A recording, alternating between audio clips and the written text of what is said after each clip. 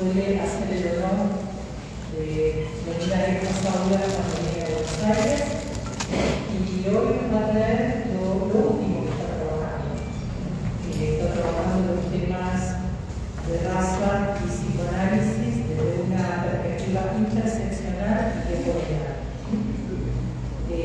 Así que bueno, puso el título lo que la raza interpela al psicoanálisis, ¿no? Entonces hay que hacerse cargo de las interpretaciones.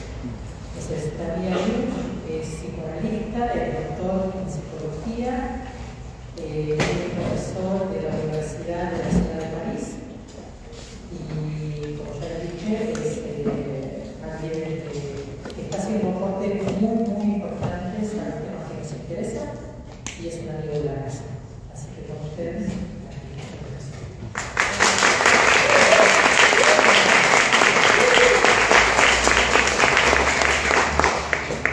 hola, buenas tardes.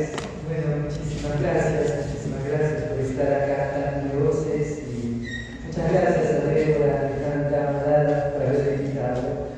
Y yo, bueno, siempre súper feliz de estar acá en Argentina, bueno, a pesar de las condiciones absolutamente tremendas que ustedes están atravesando, y bueno, con todo el corazón con ustedes, y bueno, espero que esa actividad forme parte de una forma de resistencia también, una forma de, qué sé yo, incentivar un poco el pensamiento en momentos de ver que se precariza mucho el pensamiento precisamente. Así que, bueno, como dijo Débora, me voy a hablar de lo que le provoca la raza al psicoanálisis, y bueno, vengo trabajando hablando de forma interseccional sobre los efectos psíquicos de las discriminaciones, o sea, discriminaciones de género, de sexualidad, de clase, de raza, y ahora me concentro un poco más sobre las discriminaciones de raza. Y bueno, para problematizar esa cuestión, bueno, empezaré diciendo que el psicoanálisis nació como uno de los últimos productos de la modernidad, y del mismo modo que nació dentro de lo que Foucault llamó el dispositivo de sexualidad, también nació dentro de la colonialidad, del capitalismo y la colonialidad. Si bien el psicoanálisis, cuestionó ciertos fundamentos, ciertos principios del sistema capitalista, a veces también del dispositivo de sexualidad, como se hace acá en el psicoanálisis con perspectiva de género, me parece que, aparte de algunas excepciones que se hacen acá también, de forma bastante general se exhibió estudiar la forma en la que la colonialidad actúa en su dispositivo clínico y teórico. Y entonces, yo le preguntaba lo que sería un psicoanálisis de la diferencia colonial, o sea, donde aparecen esos efectos psíquicos de la colonialidad, del poder, del saber, del género y del ser. Y mi apuesta es que un psicoanálisis de la diferencia colonial sería un psicoanálisis de la raza y del género. Género, sexualidad, y de la clase, pero concebidos de forma interseccional. Y más precisamente considerar lo que sería un psicoanálisis a partir de la perspectiva de la raza implica plantearse una serie de cuestiones. Por ejemplo, preguntarse qué significa ser racializado o racializada en un país que se proclama blanco, que sea en el mundo postcolonial, como acá, o en el mundo postimperial, como en Europa. También, se trata de la forma en la que la violencia social experimentada por desanalizantes racializados en su vida cotidiana puede llegar a perpetuarse en el consultorio del analista, cuando él o la analista oculta esas relaciones sociales de discriminación detrás de un sujeto de inconsciente apolítico, universal. Y clínicamente también se puede preguntar si no existe una forma específica de silenciamiento subjetivo que sería distinta de la represión freudiana o de la eliminación del lenguaje. Y es una pregunta, la pregunta de la subalternización, o sea, pensar en él o la subalterna, el concepto acuñado por Gramsci, no es solamente la persona que sufre una relación de dominación, sino la que no tiene acceso a modos de representación de sí mismo, de sí misma.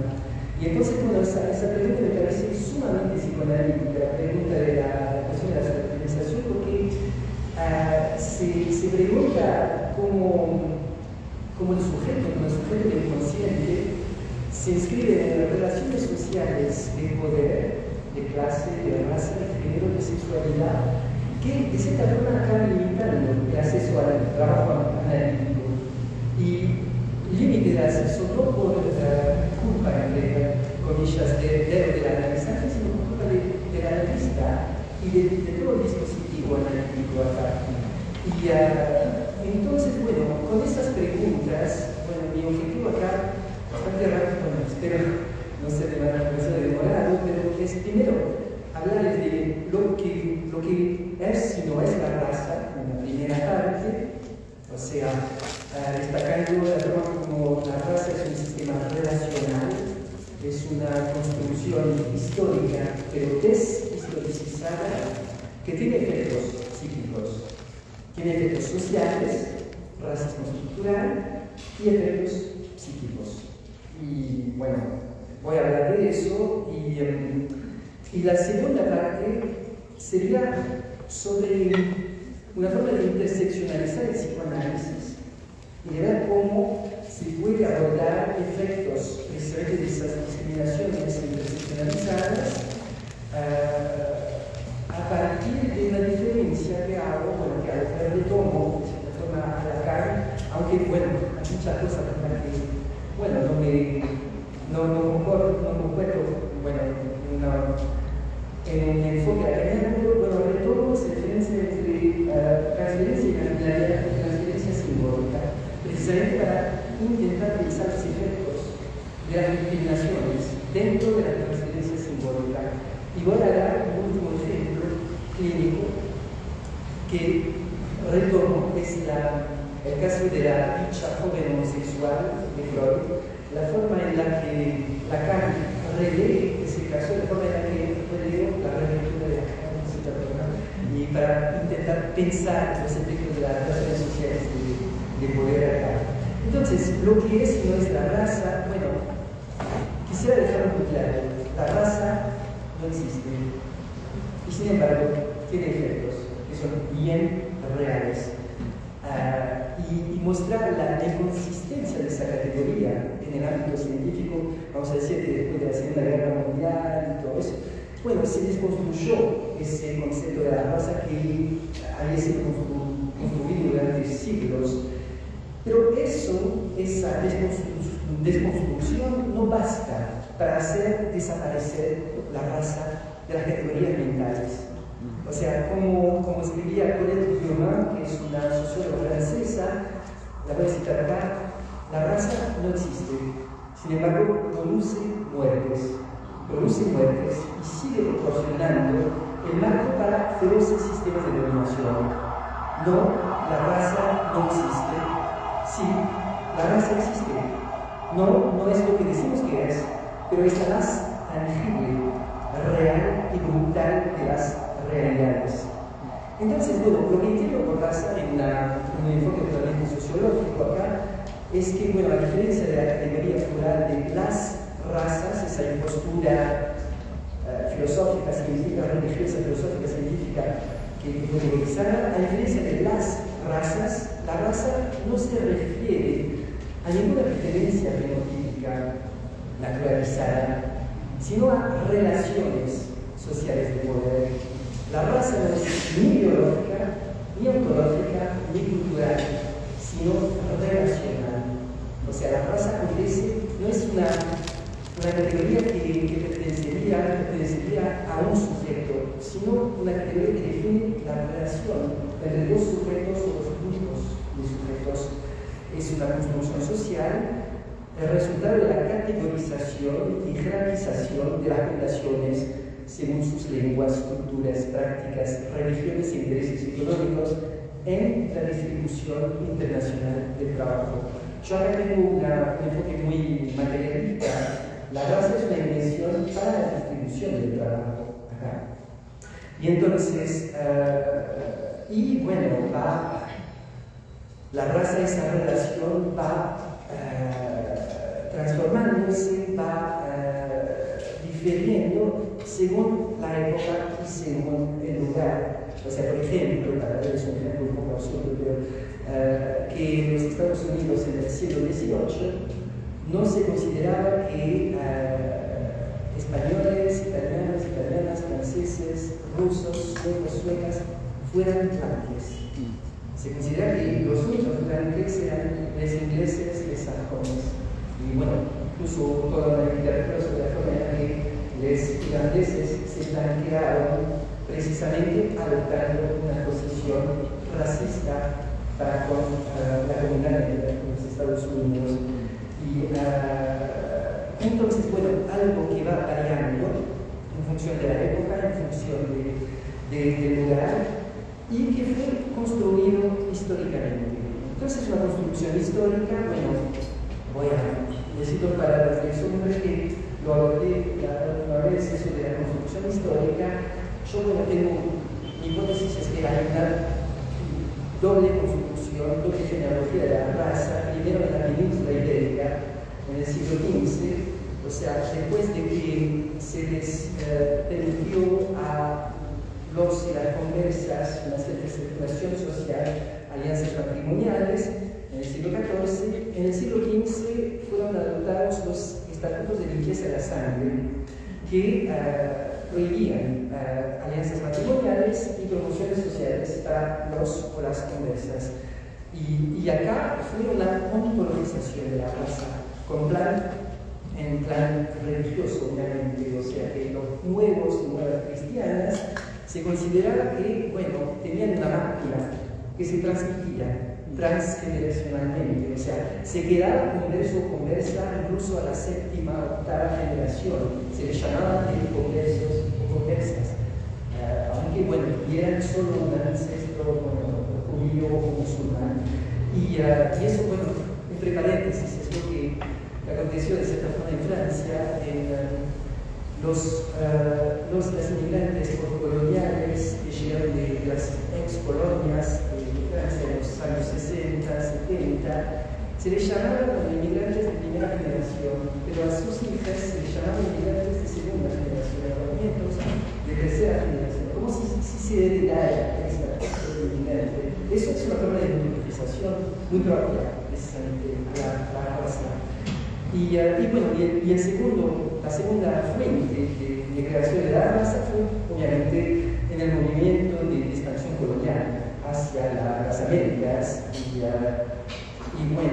más que una simple regulación de las uniones, la raza justificó en las Américas el reparto de la mano de obra, la semi-esclavitud de las poblaciones nativas y la esclavitud de la población africana deportada, de los 12 millones de africanos y africanas deportados acá, en toda América Latina.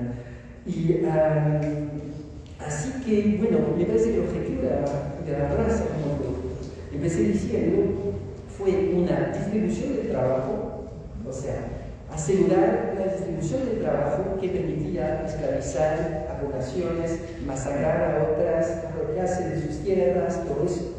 Y también, junto a esa distribución del trabajo, una justificación ideológica de esa distribución del trabajo, por discursividades encargadas de compatibilizar la explotación, la masacre, la apropiación de humanos, compatibilizar esa explotación con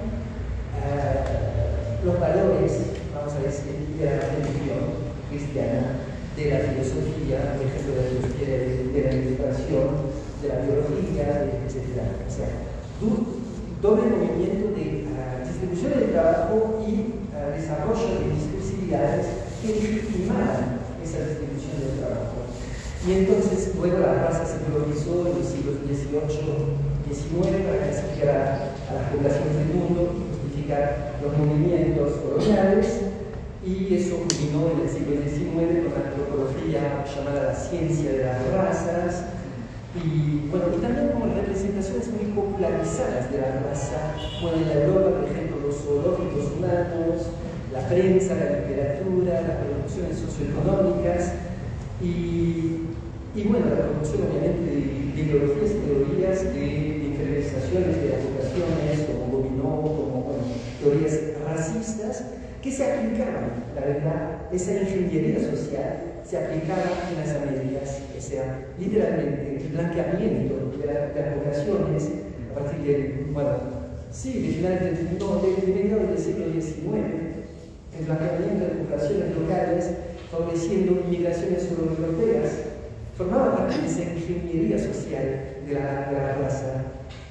Y ese darwinismo social, bueno, dio lugar en el 19 y el 20 a esas leyes sobre la raza, como por ejemplo las leyes de segregación de Jim Crow en los Estados Unidos, después de la abolición de la esclavitud, pero también al aparato jurídico de la Alemania nazi, de la Francia de Vichy o de la apartheid en Sudáfrica. Y eso culminó en suelo europeo con la atrocidad del genocidio judío en la Segunda Guerra Mundial. Y me parece que, bueno pues, no es muy original lo que voy a decir, es la posición de Fanon, de César, lo que muestra el genocidio en Europa, el genocidio judío, mexicano, parece como si fuera un retorno de lo que había sido reprimido fuera de las fronteras de Europa. O sea, la barbarie que fue legítimamente, obviamente, denunciada del genocidio judío, bueno, fue denunciada precisamente porque acontecía en Europa, mientras había estado aconteciendo en las colonias durante más de 4 siglos y no se denunciaba. Así que, bueno, eso reactualizó lo que se había creado en Europa en el siglo XV y que dio lugar a las peores crueldades en las colonias y que volvió a Europa de cierta forma. Entonces, construcción histórica, pero deshistoricizada. Deshistoricizada en el sentido de que hay un borrado de esta historicidad en la forma en la que funciona esa categoría de raza. Porque la raza acompaña al físico algunos aspectos particulares dirigidos en función de objetivos específicos de dominación, la color de la piel, qué sé yo, el color de la piel, o bueno, algunos rasgos físicos, o lo acompaña ese físico por un metafísico, o sea, acompaña un visible por un invisible, atribuyéndoles a diferentes grupos humanos una naturaleza inmutable, atemporal, innata, intransmisible, geográficamente. Entonces, bueno, eso, después de la denuncia, obviamente, de las teorías abiertamente raciales, después de la Segunda Guerra Mundial, el racismo, vamos a decir, continuó, pero bajo otras formas, una de las cuales es ese racismo cultural, vamos a decir, no directamente biológico, o sea, que no se puede fundamentar más sobre lo biológico, salvo en el partido de extrema derecha, o bueno, pero cultural, neorracismo, como decía Etienne Balibar, centrado en Europa en el contexto de la migración, o sea, racismo que procede de la idea de que hay una división de las culturas históricas de la humanidad en dos clases: las culturas universalistas, progresistas, y las culturas particularistas, primitivas, y son incompatibles. Y por eso, bueno, la inmigración acaba con los países. Y bueno, eso obviamente que tiene efectos psíquicos tremendos.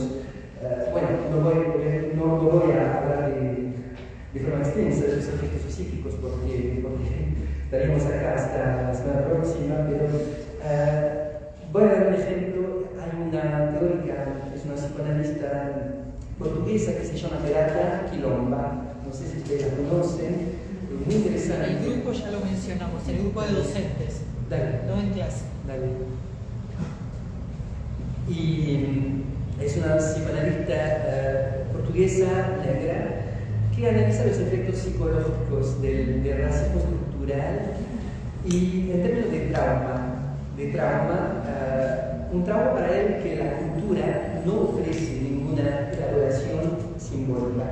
O sea, no hay aquel apoyo social que permite la elaboración simbólica de ese trauma y trauma que deja dramáticas heridas psicológicas.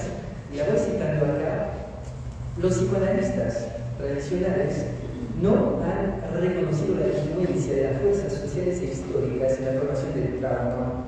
Sin embargo, los dolorosos efectos del trauma demuestran que los africanos del continente y de la diáspora se han visto obligados a enfrentarse no solo a traumas individuales y familiares en el seno de la cultura blanca, sino también al trauma histórico colectivo de la esclavitud y el colonialismo.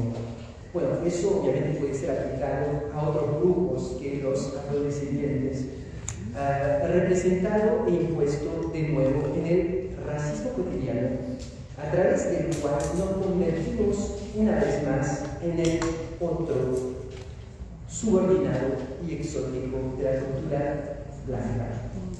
Y ese trauma está revivido a diario, o sea, con episodios que hacen que el pasado colonial de repente invade el presente, creando una sensación de intemporalidad acá. O sea, la función del racismo cotidiano para Graf Quilomba es precisamente restablecer un orden colonial perdido que puede repetirse cuando el sujeto racializado está establecido como el otro, la encarnación de la autoridad acá. Y olvidar el pasado se vuelve imposible. El sujeto es devuelto a escenas alucinatorias del pasado que pertenecen paradójicamente a un presente irracional. Y entonces, bueno, eso destaca, obviamente, actitudes de racismo, vamos a decir, personal, ideológico, psicológico, pero destaca de una forma mucho más amplia en lo que se llama racismo estructural, que a veces, visibilizamos efectos del racismo ideológico, pero dejamos de lado el racismo estructural. Y de la misma forma que, el sexismo, por ejemplo, más allá de la misoginia ideológica o psicológica, es el efecto de un sistema social trivializado de desigualdades, jerarquías, violencias de género, de la misma forma que la homofobia, más allá del odio individual, psicológico, ideológico hacia gays y lesbianas, remite a un heterocentrismo ordinario que clasifica las sexualidades, las prerrogativas sociales asociadas a las sexualidades.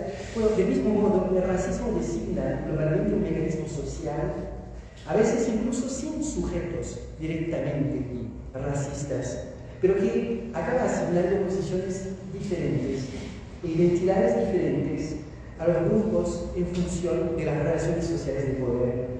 Y en cuanto al proceso sistémico, estructural, el racismo no es un acto aislado, ni una serie de actos discriminatorios.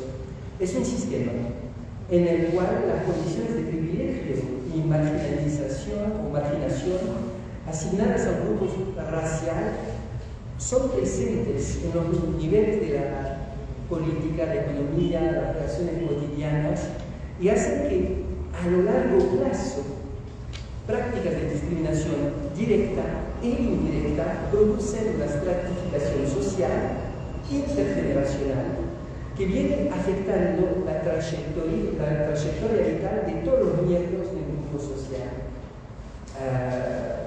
El racismo estructural acá no significa la persecución directa, intencional, de personas racializadas por parte de personas blancas malintencionadas.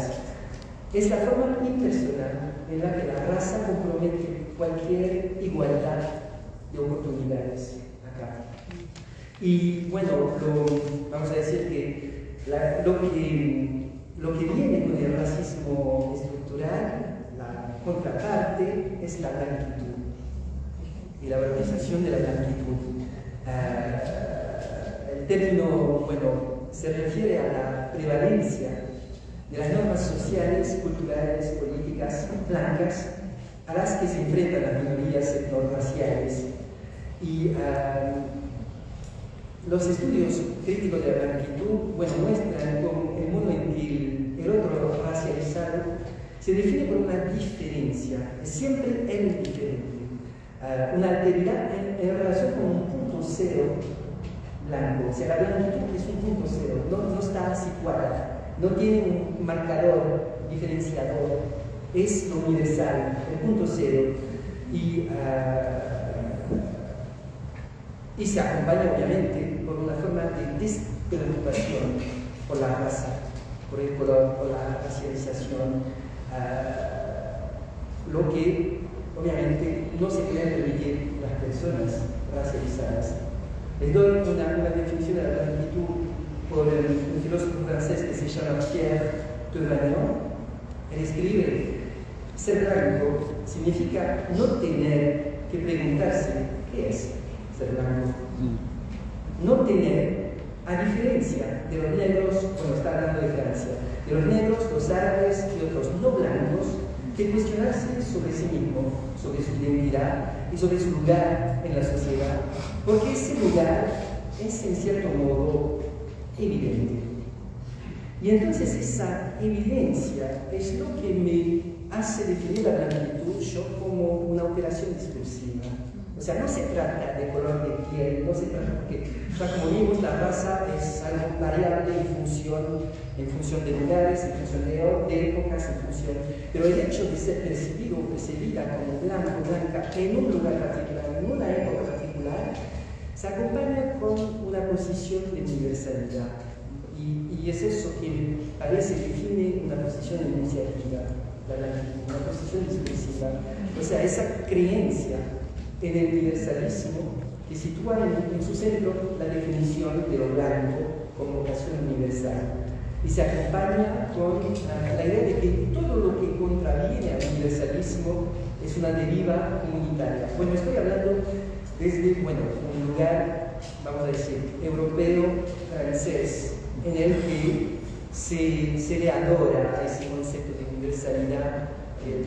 La república es universal, es lo que se llama el universalismo republicano, somos todos iguales, y digo todos al masculino, porque cualquier marcador de diferencia de género, de raza, de clase, no tiene que ser percibido ni concebido por la república, que nos trata a todos de la misma forma. Bueno, hay toda un folclore nacional sobre la universalidad, parece la blanquitud. Y entonces, eso me hace definir la blanquitud como una operación discursiva que procede a eliminar cualquier otra discursividad que no obedezca a su ideal de universalismo. O sea, es una posición en la que el sujeto se afirma como garante moral de un orden universalista y así oculta todas las desventuras a las que se enfrentan los sujetos no blancos, precisamente. Y otra vez esta cuestión de la organización, quién puede hablar, en qué términos, cómo puede ser escuchado. Y me parece que eso tiene efectos en el dispositivo analítico, en nuestras prácticas clínicas, porque levanta la cuestión de ver cómo puede operar en la teoría analítica esa blanquitud, cuando la teoría analítica se pretende universal, neutra. Yo pienso que la experiencia analítica puede ser concebida como un lugar donde el sujeto piensa la contingencia de los discursos que lo producen, como un lugar donde ese sujeto emerge en el cruce de las determinaciones sociales del inconsciente, es decir, las relaciones sociales de poder, de género, de sexualidad, de clase, de raza, etc. Y revelar la blanquitud como construcción social significa señalar en el dispositivo analítico su contingencia, es decir, su contingencia cuanto forma de subjetivación mayoritaria que les asigna a los no blancos lugares necesarios. O sea, yo creo creo dos cosas. Vamos a decir, en la operación analítica, para ser muy simplista, la definiría de dos formas. Primero, la posibilidad de transformar necesidades en contingencias. Nos vamos a partir de necesidades, de normas que integramos, de necesidades que se producen en el nivel psíquico, inconsciente e consciente, y que hacen que creo que las cosas no pueden ser de otra forma, y eso produce síntomas. El síntoma es precisamente aquello que se repite en mí, con cierta necesidad y sin mí, paradójicamente. Y entonces, bueno, creo que la operación analítica es precisamente poder dar una cierta fluidez que transforme esas necesidades en contingencias. Podrían acontecer de otra forma. Y la segunda cosa que creo es la de la enunciación, y bueno, de eso hablaré en la forma en la que yo entiendo la transferencia simbólica. Yo creo que más allá de las 5.453 capillas diferentes de análisis, lo que tal vez puede vivir una operación analítica es que tratamos mucho más de la enunciación que de lo enunciado. O sea, cuando escuchamos a alguien es siempre qué le está hablando, a partir de qué posicionamiento, consciente o inconsciente, y a quién se le dirige. Es una cuestión de enunciación y no de lo enunciado, de lo que está siendo dicho de cierta forma. Y entonces, bueno, eso combinando la contingencia y la enunciación, bueno, yo intenté pensar cómo se podía pensar la raza dentro de la raza y las otras relaciones sociales de discriminación dentro del dispositivo analítico. Y entonces, bueno, los ejemplos acá, me parece que desde un punto de vista analítico, acá no se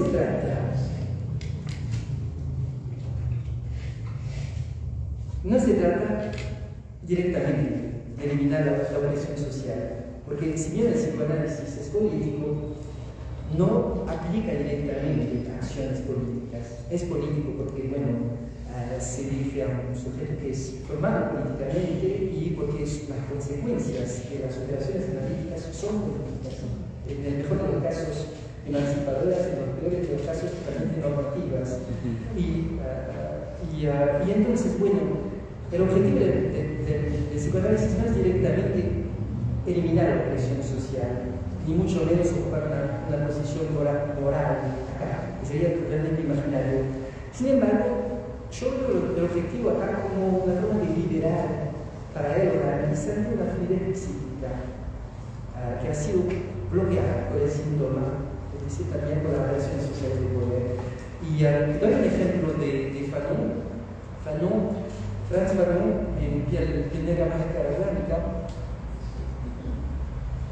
habla de un analizante negro que sueña que es blanco. Sueña que es blanco y en esa, bueno, y lo voy a leer. Lo que dice Franz Fanon aquí es lo siguiente: lo que aparece entonces es la necesidad de una acción pareja sobre el individuo y sobre el grupo. Como psicoanalista, debo ayudar a mi paciente a que conciencie su inconsciente, a que no intente una lactificación alucinatoria. Lactificación es el blanqueamiento, que designa Franz Fanon, sino que actúe, por el contrario, en el sentido de un cambio. Dicho de otra manera, el negro no debe volver a encontrarse ante ese dilema, blanquearse o desaparecer, sino que debe poder tomar conciencia de una posibilidad de existir. Dicho aún de otra manera, si la sociedad le plantea dificultades a causa de su color, si yo constato en sus sueños la expresión del deseo inconsciente de cambiar de color, mi objetivo no será disuadirlo, aconsejándole guardar las distancias. Mi objetivo, por el contrario, será, una vez aclarados los móviles, ponerlo en disposición de elegir la acción o la pasividad frente a la verdadera fuente de los conflictos, es decir, frente a las estructuras sociales. Eso es lo que llamo fluidez psíquica, o sea que que el sujeto pueda encontrarse en una posición de elegir si actuar o no en relación con las estructuras sociales, o por lo menos de elegir considerar el papel de esas relaciones sociales de poder en sus propias producciones psíquicas. Y eso, bueno, tiene que ver con una forma interseccionalizada de considerar el dispositivo analítico. Ahora, bueno, ¿me quedan 10 minutos? Dale. Entonces, bueno, la fabricación social de fantasías de raza circula obviamente en la interacción, en la intersección de otras relaciones de minorización, de género, de sexualidad, de clase, de validez, etc., que tienen efectos psíquicos. Y me parece que la interseccionalidad puede servir mucho al dispositivo analítico, entendida no como concepción cumulativa de las minorizaciones, sino como concepción cada vez específica de un momento y de un lugar. O sea, por ejemplo, porque la gente que se opone a la interseccionalidad va diciendo, es un concurso de victimizaciones. Si sos una mujer, tenés tantos puntos. Si sos una mujer negra, tenés más puntos. Negra y trans, aún más puntos. Y bueno, es una concepción totalmente burda, totalmente idiota de la interseccionalidad. No se trata de acumulaciones de desventajas, se trata de relaciones sociales que se van reconfigurando una por las otras. O sea, por ejemplo, un ejemplo que muestra que no se trata de acumulación, por ejemplo, en Francia hoy en día, cuando se trata con la policía o los tribunales, es una ventaja ser un hombre joven, racializado. O sea, mientras que se podía pensar que ser hombre es una ventaja social, obviamente, en términos de género, y que ser joven en términos profesionales es una ventaja también. Pero la interseccionalización de esa forma de encontrarse en el cruce de esas diferentes relaciones sociales hace que reconfigurarlas una por la otra producen una posición desventajada, precisamente. Y en términos psicoanalíticos, bueno, se trata de ver cómo actúa en el dispositivo analítico.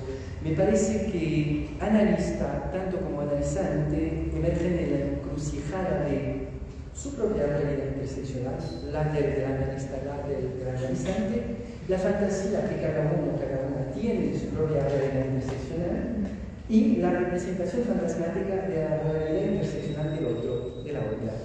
Y esos tres niveles se van interseccionalizando de cierta forma, se van compenetrando de cierta forma, se van redefiniendo unos por los otros. Entonces, también, bueno, un ejemplo de la interseccionalidad, me parece que la interseccionalidad permite comprender que cuando se destaca un aspecto de la dinámica privilegio y marginalización en el ámbito analítico, es para ocultar otros aspectos relativos a otras relaciones sociales de poder. Doy un ejemplo de un psicoanalista yankee que se llama Max Perke, que interpreta cuando está con una analizante que es mexicana, ¿cómo se dice? Mexicana estadounidense, chicana, gracias, que es chicana, y Ana. Y Ana le dice, bueno, él es abiertamente gay, y Ana le dice que, bueno, él le recuerda a Kevin Spacey que es un hombre gay de apariencia heterosexual. Eso era antes del escándalo con Kevin Spacey. Pero, bueno, y hombre gay de apariencia heterosexual. Y él elige escuchar eso como no un cuestionamiento de su sexualidad y del hecho de que su apariencia de hombre heterosexual le salva de una cierta forma de minorización, sino un cuestionamiento y una fantasía sobre su privilegio de hombre blanco. Y eso es muy interesante. Hay una definición sociológica de la interseccionalidad por una socióloga que se llama Mari Matsuda, y dice: la interseccionalidad es plantear la otra pregunta. Trata de entender la interconexión de todas las formas de subordinación a través de un método que llamo hacer la otra pregunta. Cuando veo algo que parece racista, pregunto, ¿dónde está el patriarcado ahí? Cuando veo algo que parece sexista, pregunto, ¿dónde está el heterosexismo ahí? Cuando veo algo que parece homofóbico, pregunto, ¿dónde están los intereses de clase ahí? Y me parece que esa otra pregunta es la pregunta de lo latente, de las conexiones latentes, bajo el manifiesto. Entonces, bueno, me parece que la interseccionalidad implica, hablar de interseccionalidad implica diferenciar en el enfoque psicoanalítico una posición de culpa y una posición de responsabilidad. La culpa es totalmente imaginaria, es una forma de seguir ocupándose de su ombligo. La culpa es totalmente narcisista, perdón. Y la responsabilidad implica ocupar la posición de sujeto consciente de su inscripción en un conjunto de estructuras. Y esa diferencia entre culpa y responsabilidad yo la veo como diferencia entre transferencia imaginaria y transferencia simbólica. Y aquí retomo la lectura de Lacan, que concebía que la transferencia imaginaria era la relación entre dos yoes, que quedaba totalmente enfocada en la resistencia del analizante y se trataba de eliminar la resistencia del analizante. Yo creo que la resistencia es absolutamente central en el trabajo. La resistencia, primero, del analista, segundo, la resistencia, yo la escucho como resistencia política en el labor analítico. Es un lugar de agentividad del analizante. Entonces, transferencia imaginaria y transferencia simbólica siendo, como decía Lacan, esa forma en la que el sujeto recibe de forma invertida su mensaje del otro, del gran autor, dice. Y analizar la transferencia simbólica implica tratar de ver, es así que entiendo la transferencia simbólica, tratar de ver en qué estructura simbólica, es decir, en qué redes de intercambio, en qué dispositivo, en qué relaciones sociales de poder se inscriben analizante y analista, y cómo eso se replica en la situación analítica y tiene efectos precisamente en el intercambio analítico. Último ejemplo, la joven homosexual de Freud, que se conoce ese caso, de Margaret Chonka-Trautenet, que psicogenesis anecdótica de Freud, que dice que se quedó homosexual porque después de haber entrado armoniosamente en el Edipo, fue impresionado por la comparación de sus genitales con los del hermanito y se inscribió en la freudiana asunción maternal de la feminidad, cuidando de un niño en un parque bajo la mirada tierna de los padres del niño, y quería, por la teoría de Freud, quería tener un hijo del padre, inconscientemente. Lo que pasa es que fue la madre que tuvo el hijo, y por lo tanto ella renunció a favor de la madre, se desistió de Freud en favor de la madre, y por eso volvió loca. Es evidente, ¿no?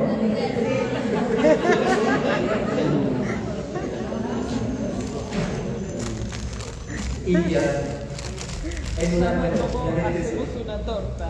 ¿Cómo hacemos una torta?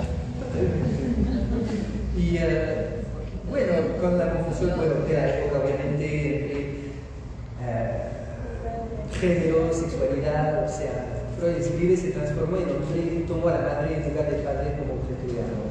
Y entonces su relación escandalosa con una mujer madura es algo que hizo que su padre la llevó al consultorio de Freud para curarla. Y entonces, Freud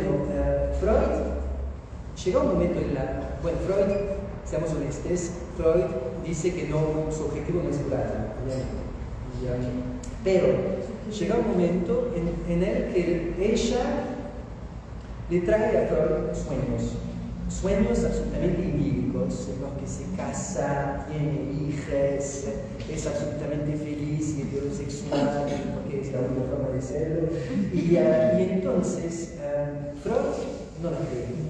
O sea, Freud escribe lo siguiente: una vez que no, perdón. Piensa que sus sueños son engañosos y escribe lo siguiente: puesto sobre aviso por alguna ligera impresión, le declaré un día que no daba fe a estos sueños, que eran mendaces o hipócritas, y ella tenía el propósito de engañarme, como solía engañar al padre. O sea que, bueno, se encuentra en la posición transferencial de ser el padre, se identifica totalmente con esa posición imaginaria. Y Lacan lo apunta eso. Dice que hay un error de interpretación de la transferencia. Dice que, bueno, que Freud, si bien es cierto que los sueños son engañosos, es simplista considerarlo solo como algo engañoso. O sea, según Lacan, Freud entra en el juego y hace real ese juego imaginario cuando se coloca en esa posición, se identifica demasiado con el padre y se limita al nivel de lo imaginario. Y la transferencia simbólica, en cambio, daría primacía no tanto a lo dicho, y ahora retomamos esa distinción entre lo inicial y la enunciación, no tanto a lo dicho que al decir, al direccionarse. Y al contarle a Freud sus sueños, esa es mi lectura, al contarle a Freud sus sueños, por engañosos que sean, Margaret le aporta algo. Entra en una perspectiva de toma y daca. Es una lámina. Tal vez castellano y establece con él una relación con modalidades particulares, inscritas en relaciones sociales singulares de género, de sexualidad, de raza, de clase. Mi tesis es que, bueno,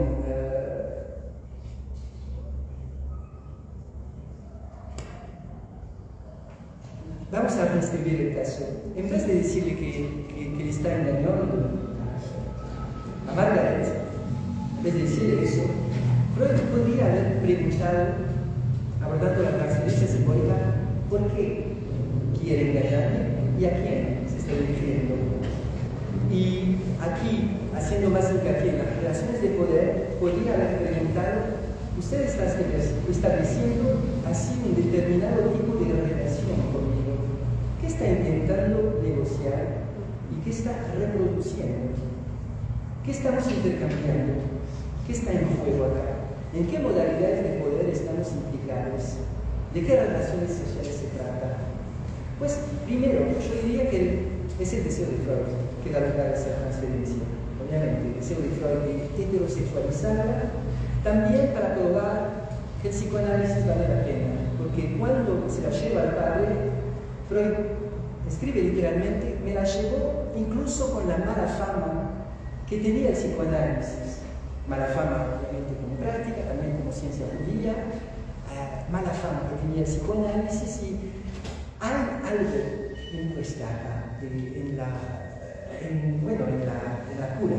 Acá hay que probar algo. Y cuando él le entrega su sueño de heterosexualización, está respondiendo al deseo de Freud aquí.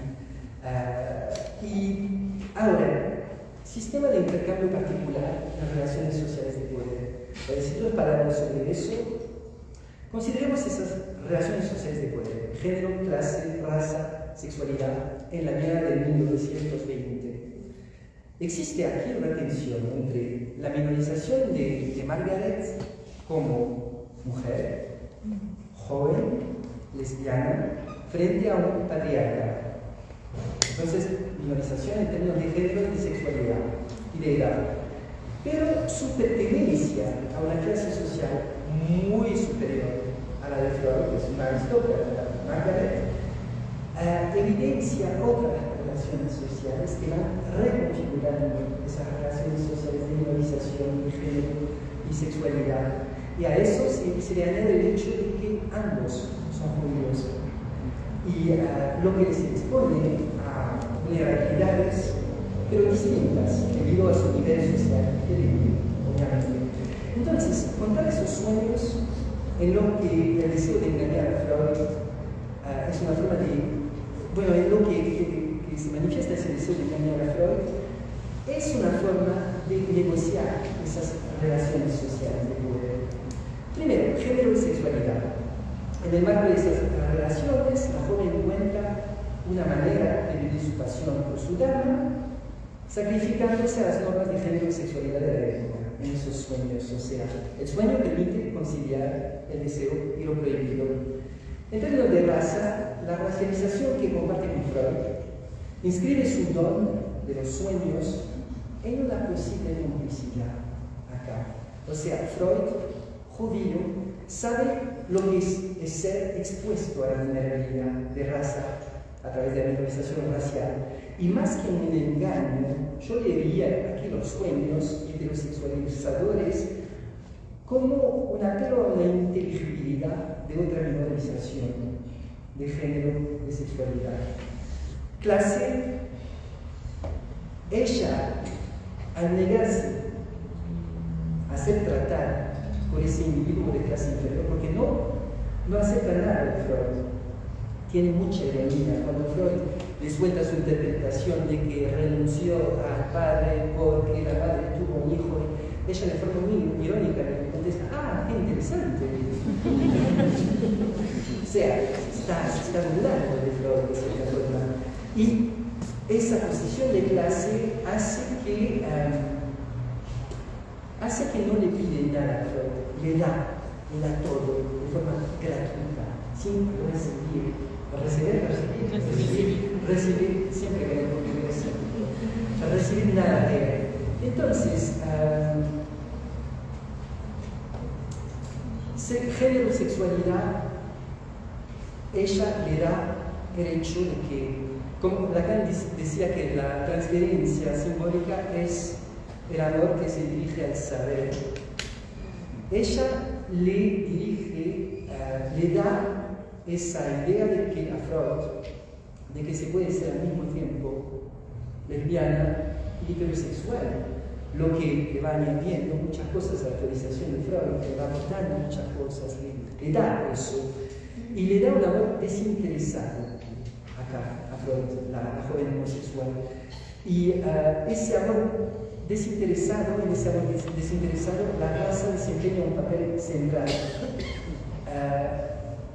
Ella le recuerda a Freud que, aunque el psicoanálisis sea, como decía, universalmente despreciado en Viena, ella puede ocupar como judía una posición mucho más alta y ir más allá de ese desprecio precisamente del psicoanálisis.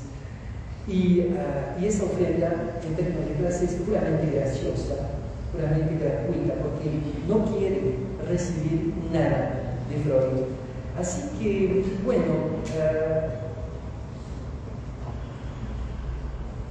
me parece que a lo largo del proceso analítico, su resistencia, porque destaca una resistencia, y esa resistencia viene a expresar en la transferencia simbólica el rechazo de la asignación socialmente definida de una identidad individual acá, y la invención de nuevas formas de subjetivación acá. Y entonces, bueno, la transferencia simbólica acá destaca como lo que forma parte de una red en la que se entrelazan relaciones sociales de género, de clase, de edad, de raza, de validez. Y me paro acá. Chao.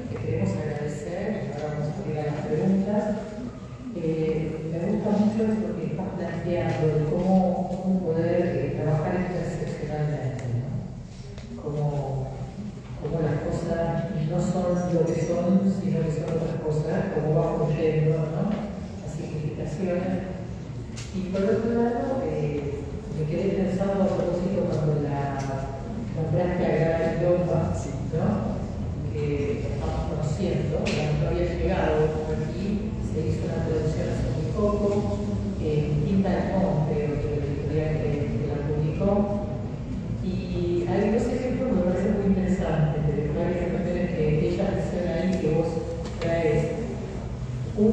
es en términos del impacto social de la racialización, ¿no?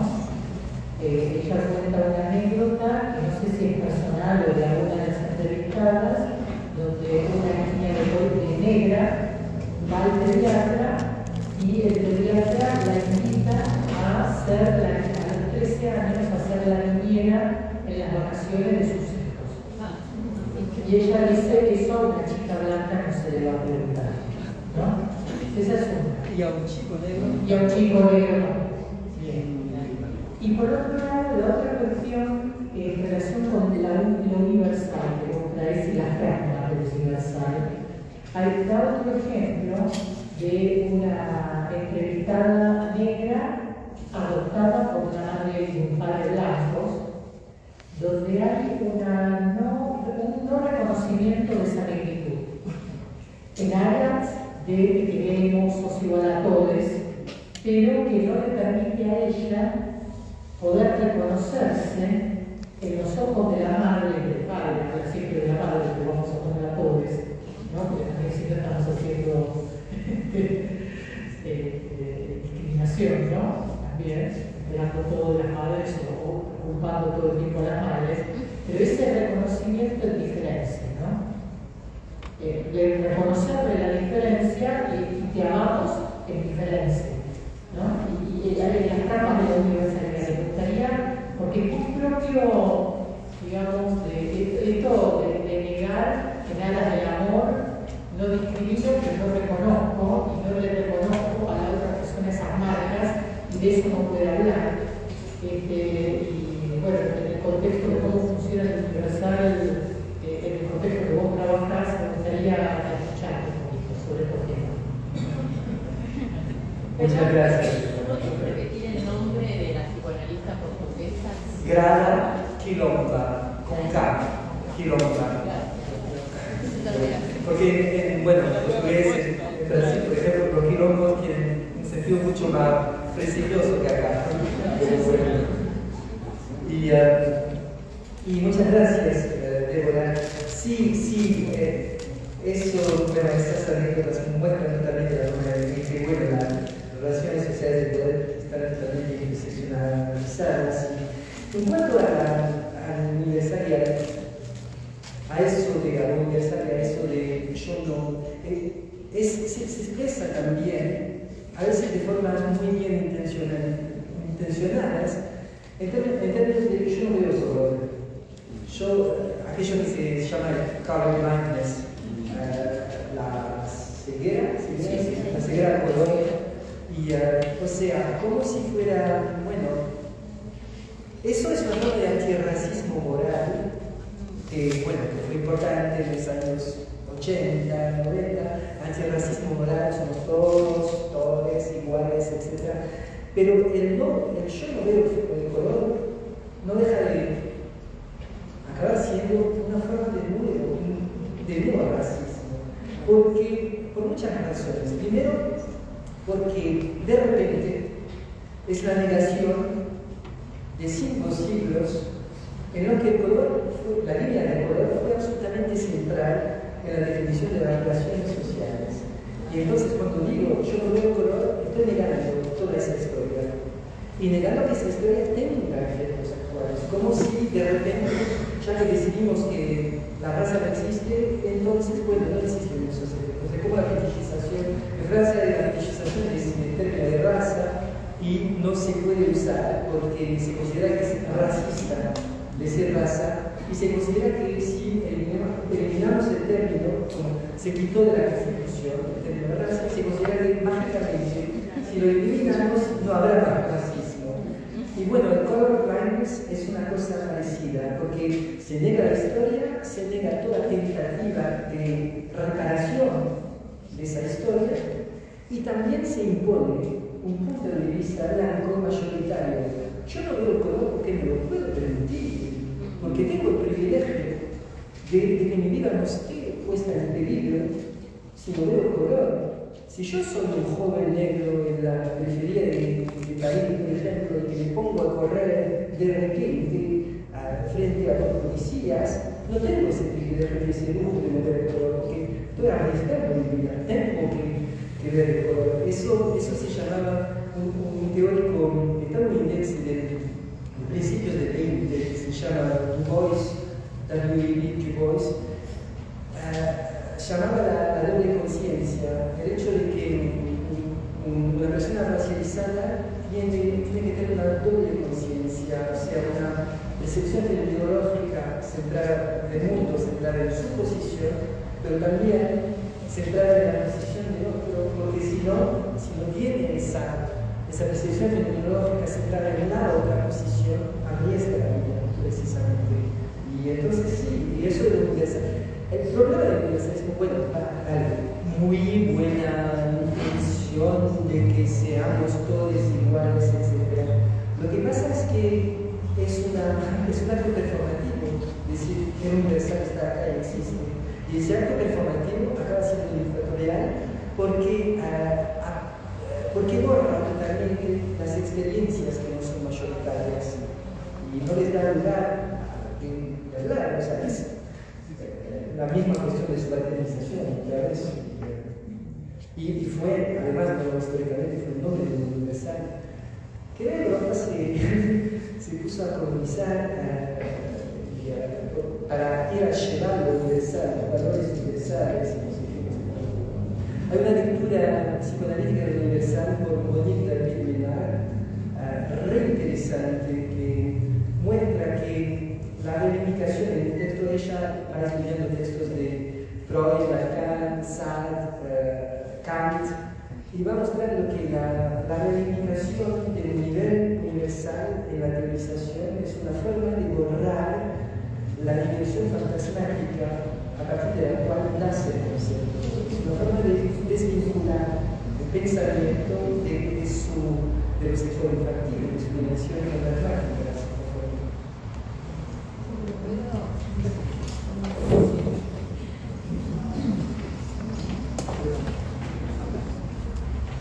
Y hablando de lo universal, yo soy judía, muchas veces escuché gente que me decía, no puedo ser judía, o tengo un amigo judía, y tengo un amigo judío, como diciendo, yo estoy cerca de los judíos, y aparece esta cosa de no reconocer y borrar toda una historia muy larga de persecución y de sometimiento y de aislamiento desde el siglo XV, desde la Inquisición en adelante, ¿no?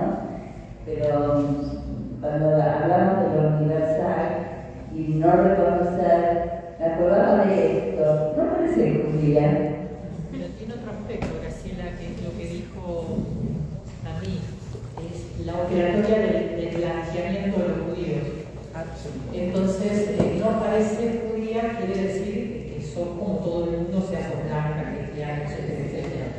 Entonces es un desconocimiento y es una inclusión de algunos grupos en lo blanco que esos grupos antes no estaban. Y ahora están otros, ¿no? En ese lugar. Y es todo un tema, no me voy a meter eso porque está muy cargado ese tema, en términos generales. Sí, no tienes razón. Me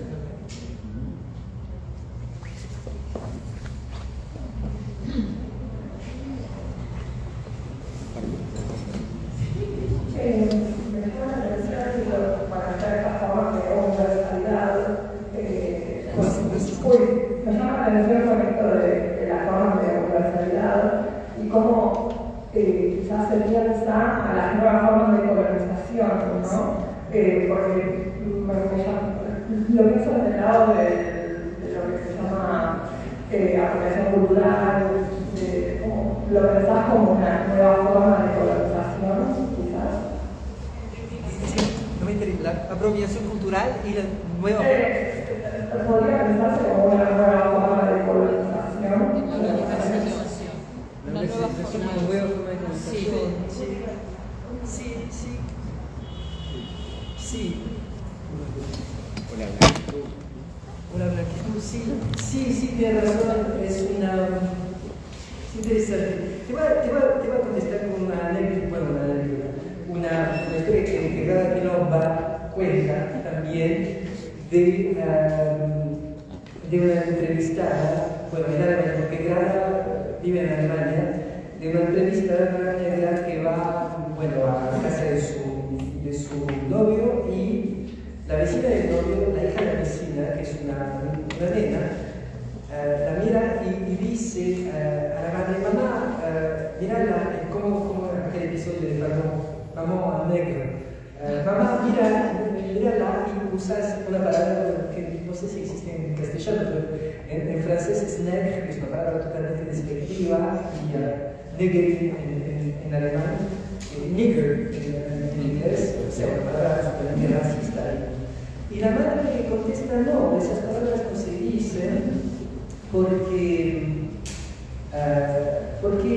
somos todos diferentes, y el mundo es lindo y estético, o sea, el mundo es lindo porque hay mucha diferencia y somos todos diferentes. Eso es otra forma, como vos dijiste, la profesión,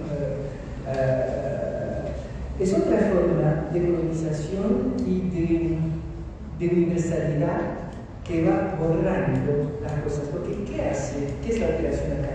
Es sustituir a un nivel político, de relaciones sociales de poder, una cosa que estaría basada en lo estético y lo culturalmente diferente. O sea, primero se usa a la entrevistada como objeto pedagógico, para que la madre le explique algo a la hija. Segundo, va diciendo: somos diferentes, y por esa razón existiría tal vez un poco de racismo, pero eso no tiene que valer. Somos diferentes y eso es estético y es muy lindo, etc. Mientras, y es una inversión total, porque la diferencia no precede el racismo, no precede la raza, es la raza que va provocando la diferencia. O sea, son las relaciones de raza que constituyen a personas como diferentes. Eso es realmente una lectura totalmente materialista, como feminismo materialista. O sea, mujeres y hombres no existen antes de la relación social de poder. Son dos, como decía, por ejemplo, René Guillaumin o Christine Delphi, son dos clases, y es el sistema de desigualdad de género, patriarcado, que crea esas dos categorías. Las categorías no preceden la relación social de poder. Bueno, igual para la raza, no es que haya raza porque las personas son diferentes. Hubo raza, lo que creó diferencias. Y el problema de la universalidad es que va negando eso, y concentrándose solo en la dimensión de diferencia, de estética, y eso. Hacemos una pregunta. Okay. ¿Bien? ¿Por ahí bien? Ok, allá y dos acá. Sí, pensaba que por ahí nos puede ser muy bien pensar el concepto de colonialidad. Sí. Porque ahí estamos hablando de colonizar, pero no es necesario colonizar ni nuevas colonizaciones. La colonialidad del poder, 5 siglos hasta ahora, y si seguimos así va a seguir, ¿no? Entonces lo que hace es reactualizarse la colonialidad del poder, visto desde la colonialidad, ¿no? Y además es como se constituye la modernidad restituyente. Vos comentaste muchas veces ese mecanismo, ¿no? Cuando un discurso, por ejemplo el discurso de la gratitud, se constituye destituyendo todos los otros discursos. Pero ese es el mecanismo de la modernidad, de la matriz colonial del poder y de la modernidad constituyéndose, y en el mismo acto destituyendo y subalternizando todo lo demás. Creo que si nos agarramos un poco de ese concepto de colonialidad y de colonialidad del poder, es lo que está tomando todo el tiempo, se renueva, la enunciación a veces es la misma, cambia el enunciado para ir adaptando la matriz colonial del poder en cada época. Pensaba que por ahí no sirve para ir pensando eso.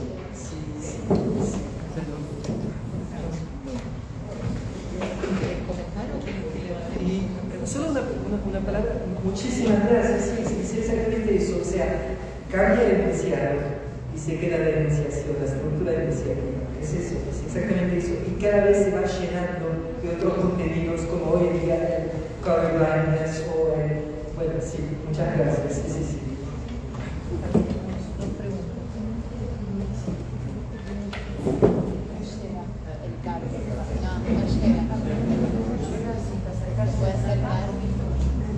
Ahí se acerca, ahí se acerca.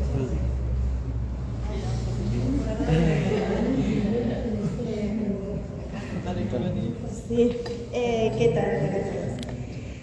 Mi pregunta quizás es, o sea, más una pregunta. Se podría decir que tal vez esto que se construyó durante muchos siglos de la raza, hoy se estaría en realidad reconstruyendo desde hace mucho tiempo y reconstruyendo nuevamente desde otras aristas, como por ejemplo, lo digo desde una perspectiva personal. Cuando hablamos de esto del blanqueamiento de la actitud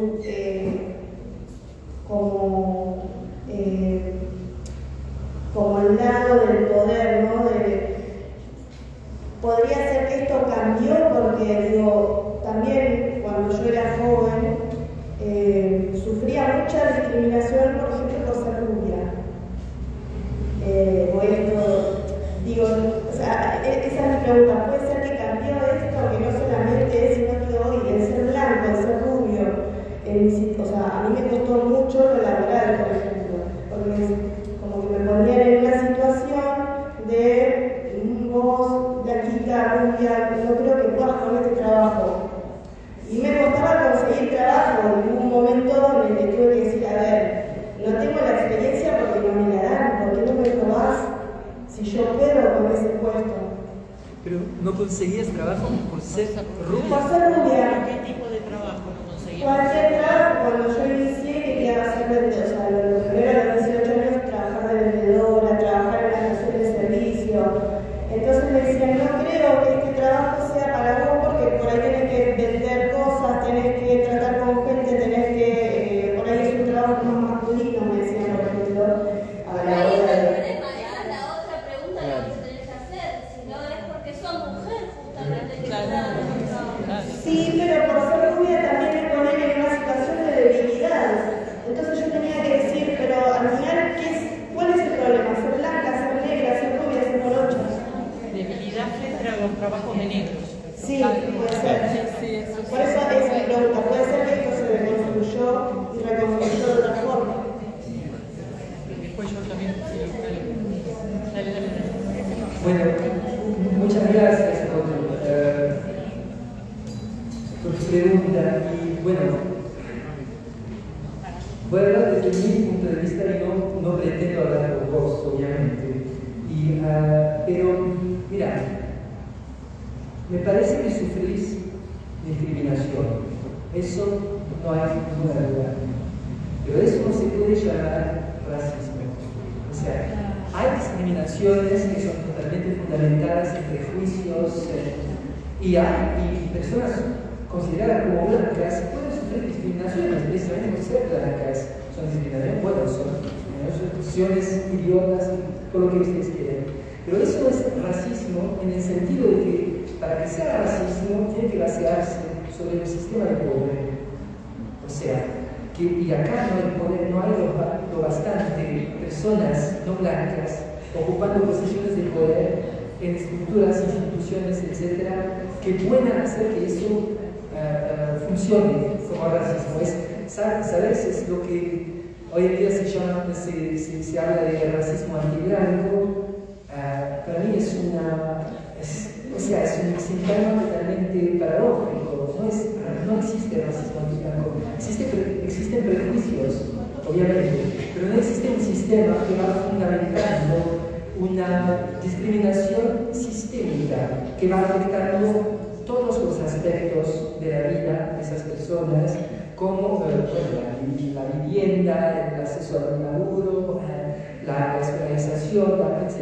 O sea, es la diferencia. Ahora, bueno, claro que tienes que luchar contra lo que te aconteció, sin ninguna duda. O sea, el ser discriminado por una razón u otra tiene que ser denunciado.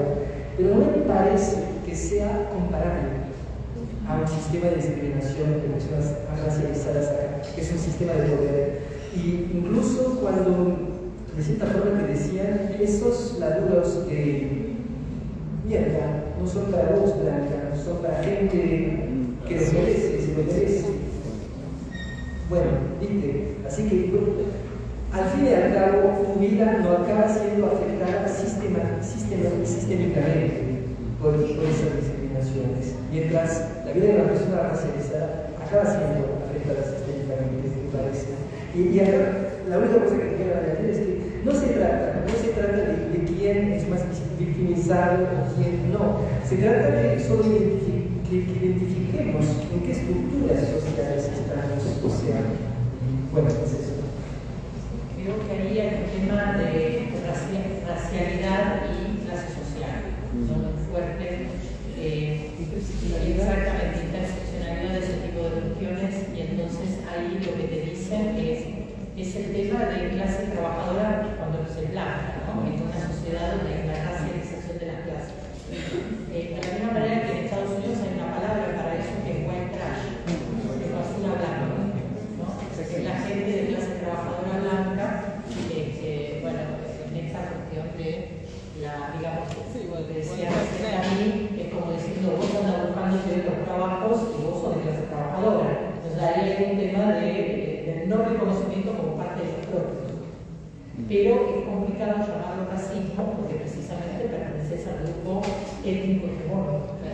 Entonces ahí es una mezcla como rara, ¿no? Pero por supuesto lo más importante, como decía también recién, es la discriminación. Había acá otra compañera que estaba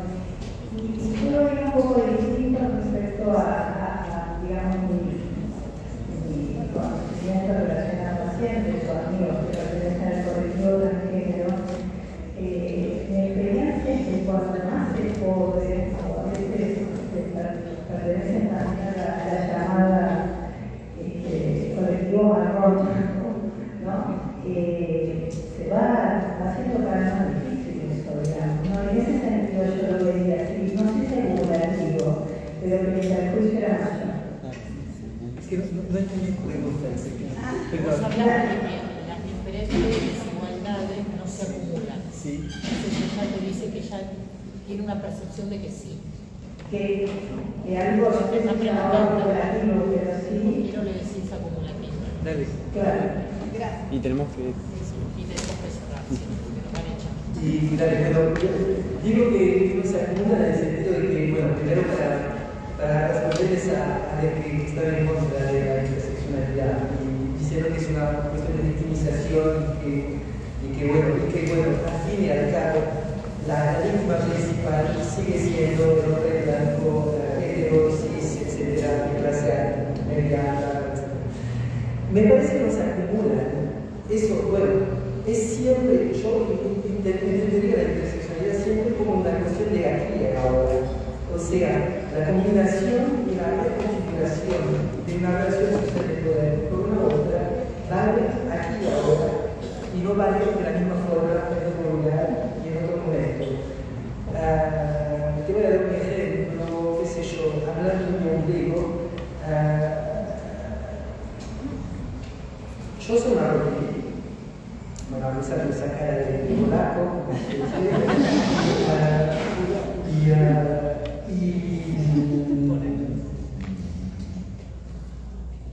yo vivo en Francia. Entonces, en términos de relación social de raza, estoy en una posición no dominante. Y además, bueno, siendo magrebí, como dicen allá, soy O sea, soy un objetivo también de mucho racismo, de forma general, de forma, vamos a decir, sistémica acá. El hecho que sea profesor universitario me expone mucho menos al racismo que si laborara en una fábrica. No hay ninguna duda. Y bueno, ok, ahora se combina una minorización en términos de raza con una posición dominante en términos de clase. Vale. Pero si le digo, yo soy queer, que es una minorización en términos de género y sexualidad, cuando perciben que soy queer, es como si me blanqueizara de cierta forma. Así que mi racialización como magrebí, que implica para en Francia, el bebé es musulmán. Yo no soy musulmán. Bueno, mi padre lo era, mi madre judía, yo soy hebreo. Así que pero, o sea, ¿cómo se? Porque en Francia hay una islamofobia tremenda. El hecho de que sea él les permite concebirme como si no fuera ese peligro magrebí musulmán. Entonces, minorización de género y sexualidad, cuando se combina con la minorización de raza, hace que sea menos racializado y menos expuesto a la vulnerabilidad. Pero eso en Francia. En otro contexto, el hecho de que aparezca como queer me va a someter a más vulnerabilizaciones. O sea, cada vez es un contexto en un lugar particular. Es eso. Bueno, son como variables puntuales. Absolutamente.